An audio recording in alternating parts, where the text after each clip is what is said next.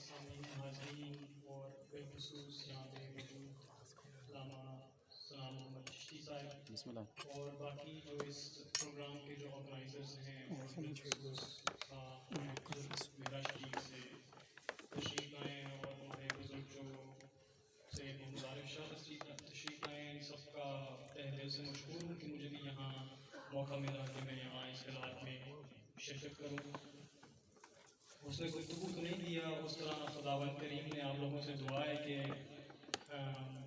گزارش ہے اس دعا کی کہ اللہ پاک اپنی برکت کرے، لیکن چند گزارشات جو میں آپ کے سامنے رکھنا چاہتا ہوں وہ حضرت خواجہ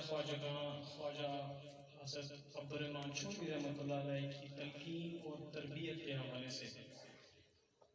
تو میرے ساتھ میری عمر کے جو یہاں پہ لوگ موجود ہیں شاید وہ اس بات کی ریلیونس کو زیادہ سمجھ سکیں، یا جو آنے والی نسلیں ہیں وہ بھی اس چیز کی شاید ضمانت دے سکیں۔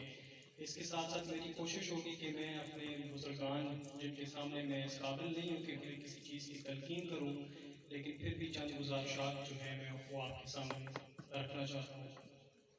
تو سب سے پہلی یہ بات ہے کہ ہم یہاں لوگ سارے جو موجود ہیں جس راہ پہ نکلے ہیں اور جس راہ کی ہمیں تلاش ہے وہ ہمیں آج سے 1400 سال پہلے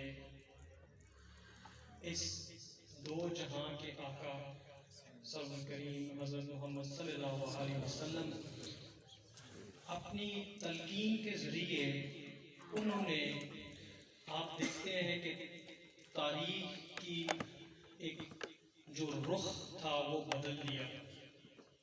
اس تاریخ کا رخ بدلنے کے بعد آپ دیکھتے ہیں کہ جس طرح اسلام دنیا میں رائج ہوا، جو اسلام کا نظام رائج ہوا، اس کے چند پہلو ہیں۔ کچھ پہلو آج ہم تک پہنچے ہیں، بہت سارے پہلو ہم تک نہیں پہنچ سکے۔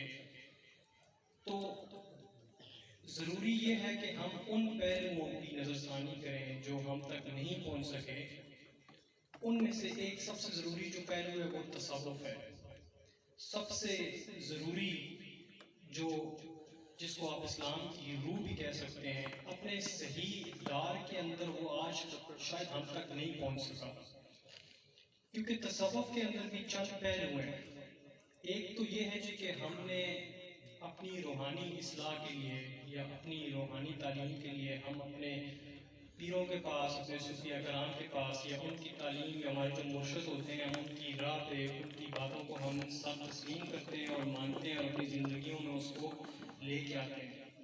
اس کے ساتھ ساتھ ایک جو بڑی ضروری چیز ہے تصوف کے حوالے سے، جو کہ خواجہ صاحب کے علم میں ان کے مجموعہ صلاۃ الرسول میں جو ملتی ہے، جس کی میں شارٹ سے بریف سی آپ کے سامنے ایک چیز رکھنا چاہتا ہوں کہ انفرادی روح کے ساتھ ساتھ خواجہ صاحب کی تعلیم کے اندر اجتماعی روح کو بہت فضیلت حاصل ہے۔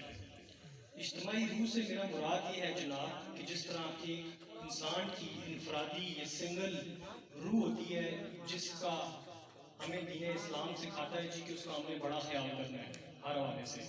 اس کی خوراک ہوتی ہے نماز، اس کی خوراک ہوتی ہے ذکر، اس کی خوراک ہوتی ہے اپنے پیر و مرشد کی بات، اس کی خوراک ہوتی ہے دین اسلام میں موجود ہر وہ کام جو خداوند کی کریم کی رضا کے لیے ہوتا ہے۔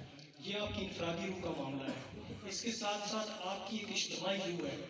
وہ اجتماعی روح آپ کو اپنے معاشرے میں ملتی ہے۔ آپ کی اپنی سنگل روح کے ساتھ ساتھ آپ کے معاشرے کی بھی ایک روح ہے اور اس کی بھی ایک خوراک ہوتی ہے۔ وہ خوراک کیا ہے کہ آپ باریک بینی سے معائنہ کریں، آپ اسٹڈی کریں اگر مجموعہ صلاۃ الرسول کا، تو اس میں آپ کو نظر آتا ہے کہ معاشرے کی روح کی خوراک بھی ایک ہے۔ سب سے بڑی چیز، اس میں سب سے پہلی چیز جس کے لیے آج ہم یہاں موجود بھی ہیں وہ یہ ہے کہ ہم سب کی معاشرے میں اجتماعی طور پہ اپنے نبی کی محبت، سب سے پہلی چیز۔ اب اس محبت کی راہ پہ نکلیں گے تو آپ کو بہت سارے اور پہلو نظر آئیں گے جو آپ کی معاشرے کی روح کی خوراک بنتے ہیں۔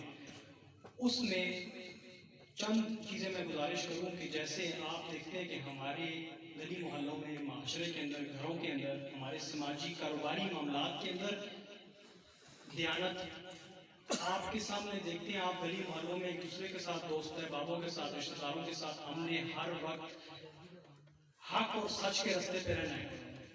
یہ بھی کی معاشرے کی روح ہے. جس طرح نبی کی محبت کی ضمانت ہم نے انہی اپنے عملی جو آپ کا ایک تزکیہ ہے اس سے آپ نے دینا ہے کہ معاشرے کی روح کی جو تزکیہ ہے وہ آپ اپنے اعمال میں دے سکتے ہیں.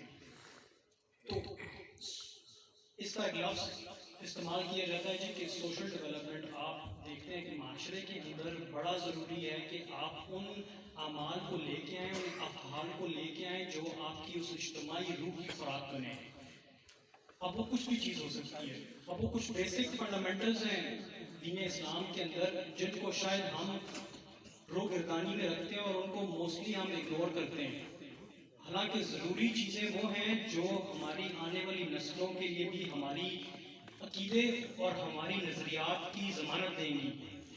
وہ اگزامپل یہ دیتا ہوں کہ جس طرح ہم نمازوں میں کھڑے ہوتے ہیں مسجدوں کے اندر پیر سے پیر ملا کے، کندھا سے کندھا ملا کے، اور ہم سر تسلیم خم کرتے ہیں خدا بند کریم کے سامنے، کیوں نہ ہم اسی طرح اپنے کاروبار میں بھی کریں؟ کیوں نہ ہم اسی طرح اپنے غمی اور شادی میں بھی کریں؟ ہمارے ڈیلی کے جو بزنس کی ٹرانزیکشن ہے کیوں نہ ہم اسی طرح کندھے سے کندھا ملا کے، پیر سے پیر ملا کے ایک ساتھ دوسرے کا ہر حوالے سے ایک دوسرے کی جو ایکوالٹی ہے اس کو سامنے رکھیں. اور اسی طرح ہر وقت ہمارے ذہن میں ہونا چاہیے جی کہ ہم خداوند کریم کے سامنے سر تسلیم خم ہیں.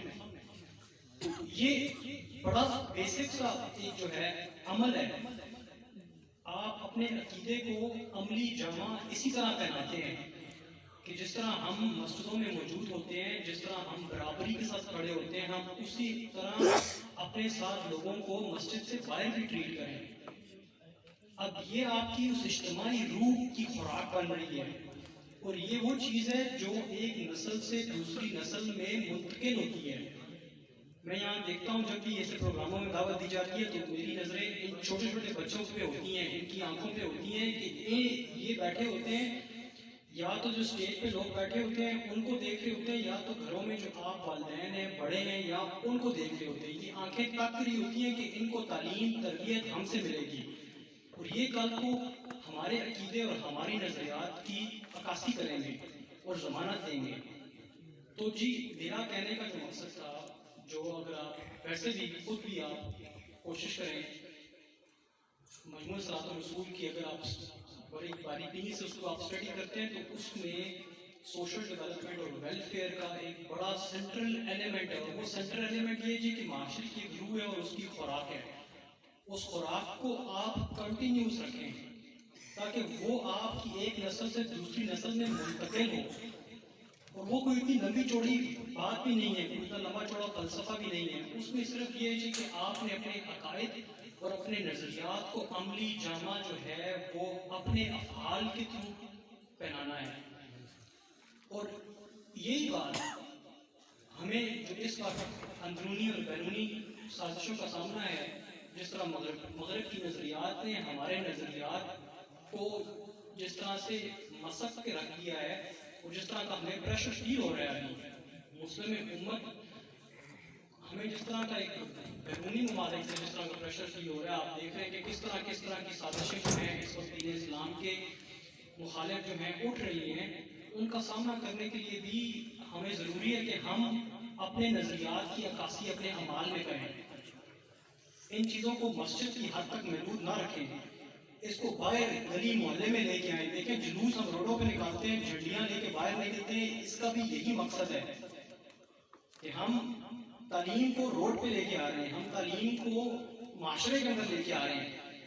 تو یہ چیز بڑی ضروری ہے کہ اپنی روح کے ساتھ ساتھ اپنے معاشرے کی روح کا بھی خیال کریں تاکہ ہم اس جاتے ہوئے دور میں جس طرح کے ابھی عالمی پریشر کے انڈر بھی ہیں، ہم ضمانت دے سکیں پوری دنیا کو کہ ہم کس طرح سے نبی کی تعلیم پہ کھڑے ہیں اور ان کی شان اور عظمت کے لیے ہم کسی بھی حد تک جائیں گے.